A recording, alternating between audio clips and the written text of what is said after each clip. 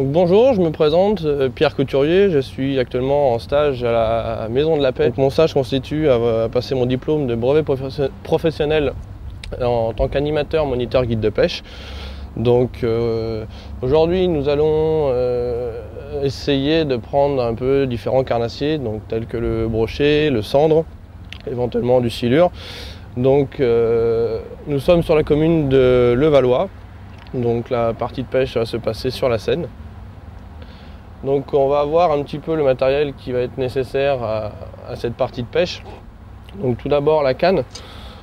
Donc une canne en 2,40 m suffit amplement. Même plus petit serait plus intéressant pour pouvoir pêcher en bateau. Plus c'est court en bateau, plus ça sera plus facile.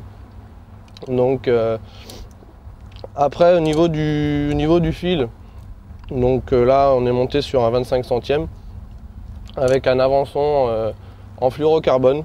Fluorocarbone, ça permet une discrétion du leurre. Et c'est surtout que, étant donné que le cendre, lui, ne coupe que très peu, il n'y a pas besoin de mettre un avançon en acier. Nous avons également une canne montée avec de la tresse. Donc la tresse a tous ses avantages. C'est-à-dire que quand on pêche en bateau comme ça, la verticale, la tresse a très peu d'élasticité, voire pas du tout. Donc ça permet de sentir la moindre touche, à savoir que le cendre est un poisson assez méfiant, donc parfois on sent très peu les touches. Donc c'est vrai que la tresse permet une meilleure visibilité des touches par rapport au nylon. Donc également monté sur du fluorocarbone, parce que la tresse c'est très peu discret. Donc au moins le fluorocarbone permet d'avoir parfois une meilleure réussite qu'avec un montage directement en tresse. Donc maintenant je vais vous présenter les leurres qui vont nous permettre d'attraper ces carnassiers. Donc là nous avons un sandra, donc c'est un poisson nageur très souple, donc avec différents trous dans la queue qui permettent de faire pas mal de vibrations et donc d'attirer l'œil du brochet ou du cendre. Ensuite nous avons la taille un petit peu au-dessus, donc on appelle vulgairement une virgule. Il porte bien son nom. Donc il est assez gros, vous pouvez voir par rapport à une main à côté. Donc c'est un leurre qui fait une douzaine de centimètres. Donc il permet de sélectionner un petit peu la taille des poissons. Mais bon, à savoir qu'un cendre de 40 cm pourra quand même vous l'engamer. Donc il a une queue assez ample qui permet aussi de bonnes vibrations dans l'eau. Le shad. Donc le shad c'est un leurre avec un gros ventre et une queue assez large, comme on peut le voir ici, et donc également qui fait des bons clapotis dans l'eau. Donc le système est toujours le même, hein. Un maximum de vibrations permet d'attirer plus facilement le poisson. Ensuite nous avons ce type de leurre, l'écrevisse. Donc à savoir qu'en Seine il y en a quand même énormément, et donc les poissons s'en nourrissent énormément du fait. Donc ce leurre est monté par un montage texan. Donc on peut voir l'hameçon aussi. La pointe dépasse que très peu ici. Donc ça permet de pêcher dans les endroits encombrés. Donc comme ça, si vous passez votre leurre dans des branches ou dans des herbiers, donc il n'y a aucun risque d'accrochage, parce qu'on peut passer la main dessus, on ne se prend pas. Tandis que quand le poisson lui va engamer, il va appuyer et donc se piquer ici. Donc c'est un montage très intéressant pour pêcher dans les endroits encombrés. Donc celui-ci va nous permettre de pêcher à la verticale. À la verticale, pourquoi? Du fait de son plomb qui est un plomb sabot. Et donc dans l'eau, il se tient comme ceci. Donc le simple fait d'une petite tirée dans la canne va faire que votre leurre va monter, va descendre. Et donc avec la queue qui suit bien sûr. Et donc cette attraction du leurre va vous permettre d'attirer les cendres si toutefois ils sont assez méfiants. Donc une ondulante, vous comprenez pourquoi, du fait de sa forme, qui est bien sûr ondulée, munie d'un leurre souple derrière. Donc ça dans l'eau ça fait énormément de vibrations. Et le leurre souple derrière qui suit, donc c'est un leurre redoutable. Et enfin, nous avons un leurre dur, comme celui-ci.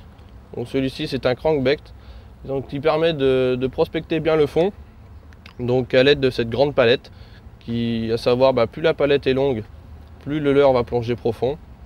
Donc celui-ci va plonger sous une hauteur d'eau de 2,50 m, 3 m. Donc c'est très bien, nous avons à peu près 3 mètres de fond. Donc il va permettre de prospecter bien le fond. Et donc il nage comme ceci sur le fond. Et il est muni de billes, je ne sais pas si on l'entend. Et donc c'est pareil, ça attire énormément le poisson. Bon, bien sûr, dans les endroits où il n'est pas trop pêché, où il y a une bonne population, on a pu remarquer qu'à certains endroits, les billes justement effrayaient le poisson. Donc on va voir si ça fait la différence ou pas. Et puis on va voir si toutefois tout cela ne marche pas.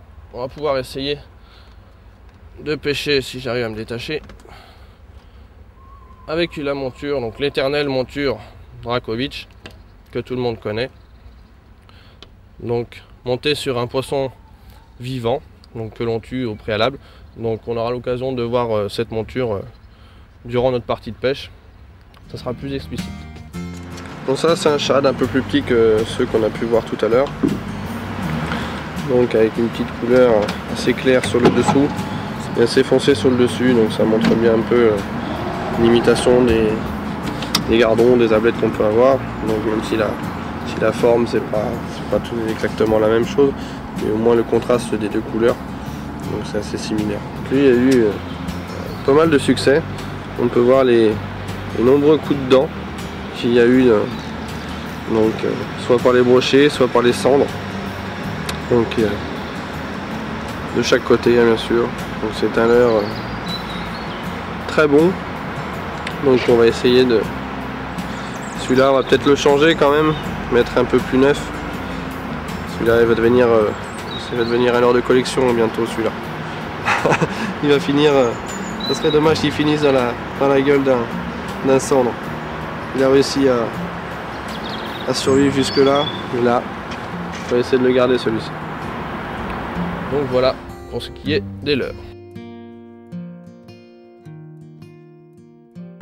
Alors le cendre dans la Seine, c'est un poisson qui est très très connu. On parle de la Seine sur la région parisienne. C'est un poisson qui a connu une explosion démographique il y a environ une trentaine, une quarantaine d'années, où on pouvait pêcher que du cendre à cette époque-là. Maintenant, c'est un poisson qui s'est stabilisé et qui est très très recherché par les pêcheurs.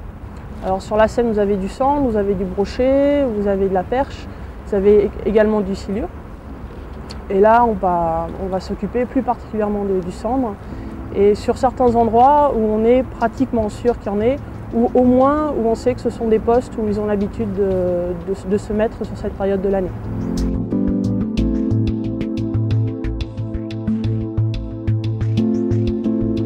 Les cendres, c'est un poisson carnassier, à savoir, donc il se nourrit beaucoup de poissons, et principalement de poissons malades ou affaiblis, car c'est un poisson assez feignant, donc qui a tendance à vouloir éviter de dépenser beaucoup d'énergie pour attraper ses proies. Donc c'est pourquoi tous les leurres vont essayer d'imiter des poissons un petit peu malades. Donc là on va essayer de trouver un peu les habitats. Donc le cendre aime beaucoup les zones de cailloux sur le fond. Donc, mais bon, c'est pas anodin. Donc s'il se trouve ici, c'est que déjà tous les petits poissons s'y trouvent. Donc il va aller là où les poissons sont. Donc c'est vrai, après tout ce qui est branchage dans l'eau, donc là je sais pas si on en voit tout de suite, je sais que plus loin on en verra, donc ça lui permet de se faire des caches et donc d'être à l'abri d'autres prédateurs. Donc en prédateur, lui, le cendre sur la Seine, il aurait des fois les brochets, même des cendres entre eux, des plus gros cendres, et puis bien entendu le silure qui lui pourrait lui nuire. Donc c'est pour ça toutes les caches possibles qu'il peut trouver, donc ce sont des bons habitats pour lui. Et donc nous on va essayer de voir en tant que prédateur, donc on va essayer de trouver ces caches où il peut se réfugier.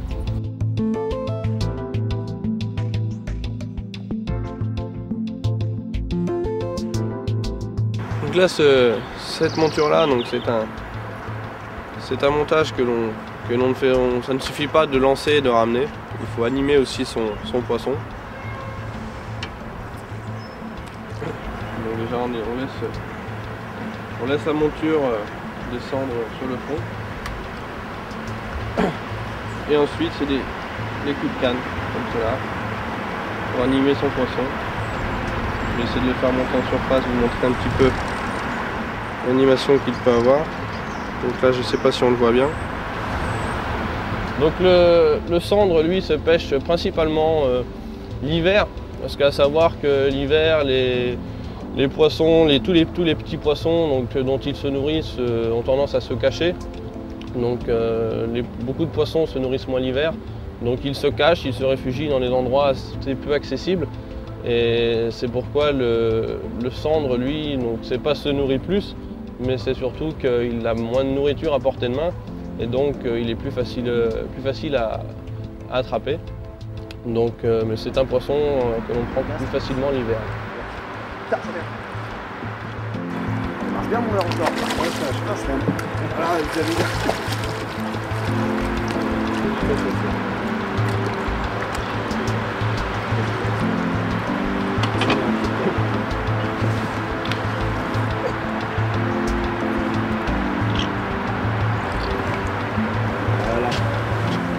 Donc voilà, un chevenne qui est aussi carnassier, comme on peut le voir. Ils sont très intéressants à prendre et très combatifs. On va repartir tranquillement. On va mettre ce vœu aussi partout les grenouilles. Sur ce poisson-là, on peut voir qu'ils ont une ligne latérale, c'est ce qui leur permet de repérer les vibrations. Donc quand on utilise les leurres, c'est la ligne latérale qu'on fait appel. Voilà. Donc le chevenne en a, mais le brochet, le cendre, le cil, ils ont tous des organes pour repérer les vibrations. Voilà.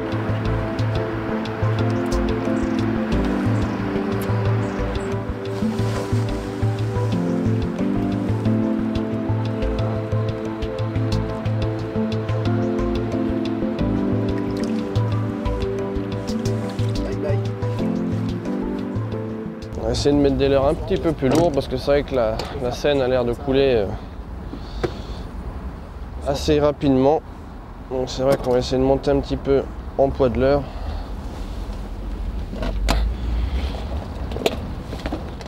Hop. Qu'est-ce que j'ai? Hop. Hop. Alors un petit peu plus lourd.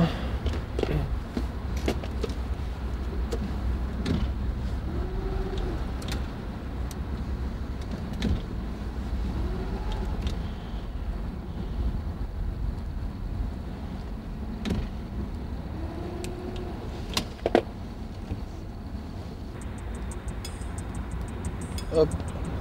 Donc ça va nous permettre de pêcher à la verticale, comme on l'a montré tout à l'heure, de cette façon-là.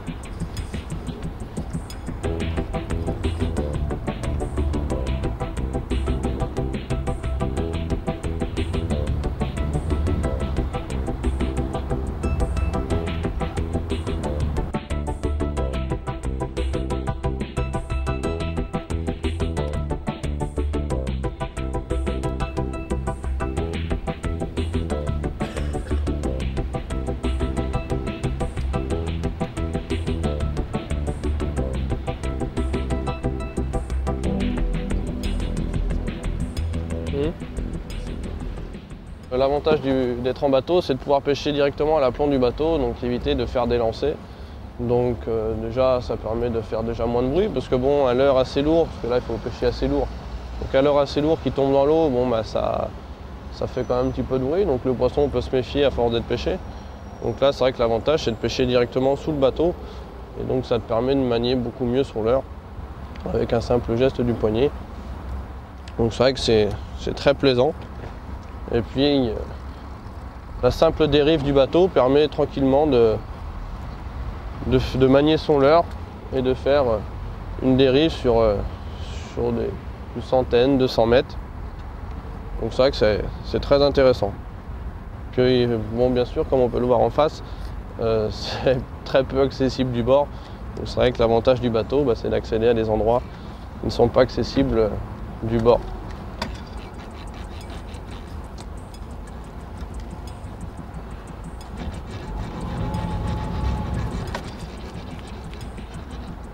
Donc là je crois que je suis condamné à casser.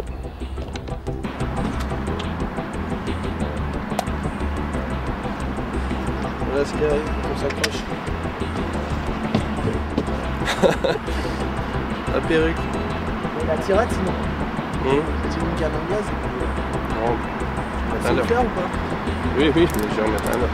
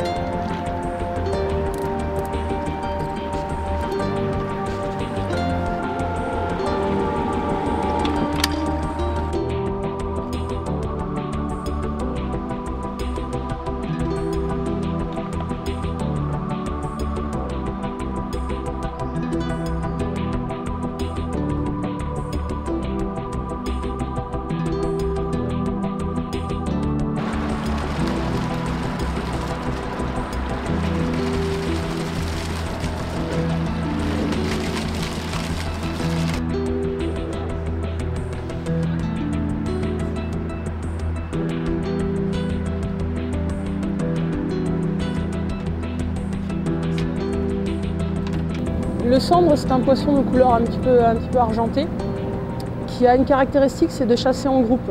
Donc lorsqu'on est sur un poste à cendre, eh bien, on peut en prendre un comme on peut en prendre 10, 20, 30 sur le même endroit et sur le même laps de temps. C'est un poisson qui fait, les plus gros spécimens font jusqu'à 1 mètre, 1 mètre 20. Il doit vivre environ une bonne dizaine d'années et ce sont les femelles les plus grosses. Lorsqu'on a l'impression d'avoir une attaque de cendre, eh ben, il suffit de regarder la plupart du temps son leurre ou son poisson. Et on se rend compte qu'il y a des sortes de tapes dedans, puisque le cendre est un poisson qui a des crocs et qui donne des coups de crocs comme ça pour tuer les poissons le plus possible lorsqu'il arrive sur un banc. Et ensuite qui revient pour les consommer. Donc c'est pour ça que c'est un poisson qu'on peut capturer au poisson mort, ce qui n'est pas le cas pour le brochet. Le brochet en fait attaque directement et ingère le poisson directement. Alors que le cendre va en blesser le plus possible et revenir ensuite pour pouvoir le manger. Le cendre, lorsqu'il est petit, vit plutôt en banc, hein, c'est très important. Et lorsqu'il vieillit, a plutôt tendance à devenir un petit peu solitaire.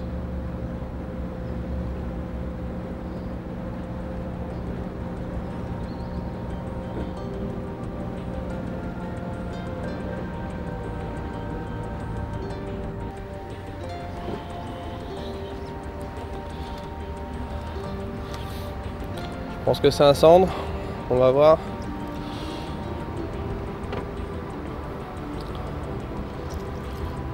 On approche du bateau.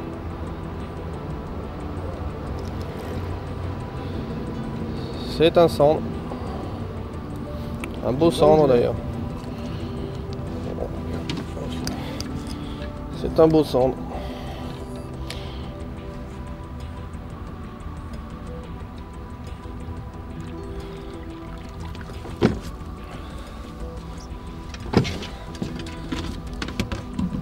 Un joli cendre.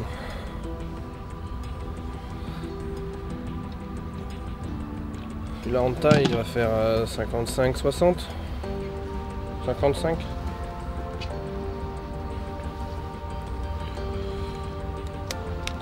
Hop, on l'enlève facilement. Vous voyez, il y a de belles couleurs, de belles petites dents. Vous voyez les dents, comme vous disiez tout à l'heure, qui ont tendance à abîmer les leurres, c'est ces deux-là.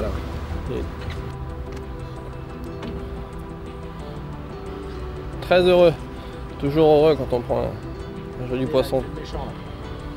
Toujours heureux quand on prend un joli poisson comme celui-là. Allez, on va le laisser repartir.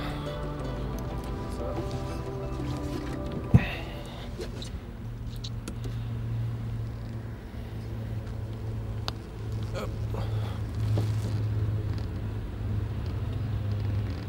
Allez, hop. Ça c'est la monture Drašković que je vous disais tout au début. Monter sur un poisson mort.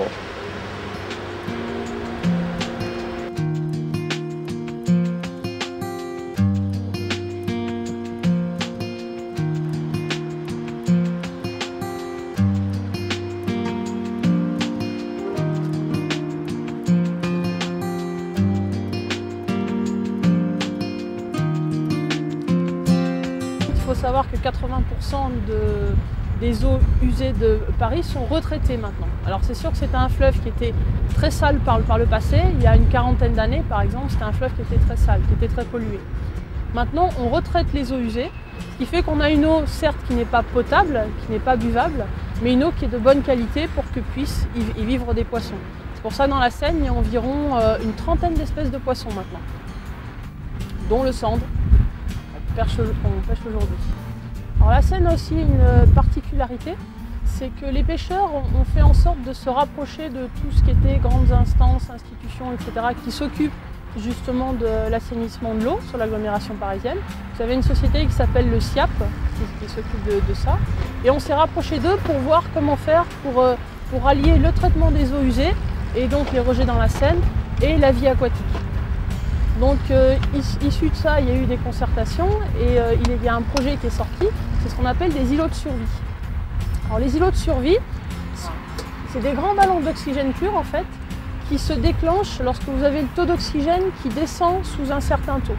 Il y a un taux minimum en dessous duquel il y a danger pour les poissons.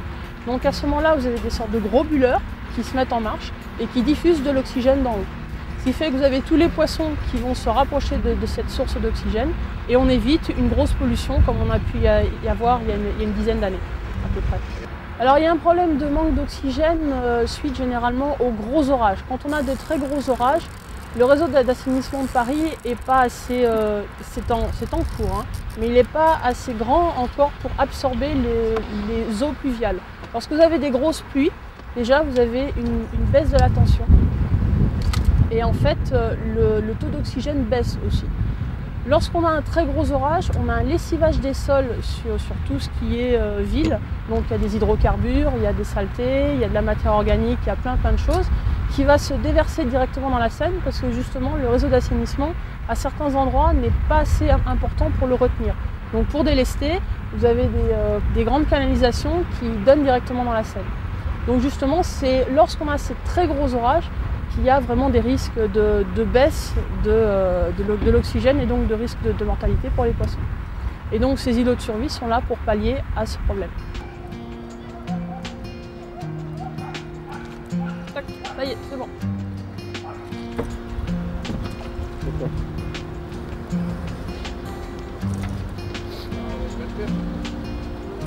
Ouais, une belle petite perche.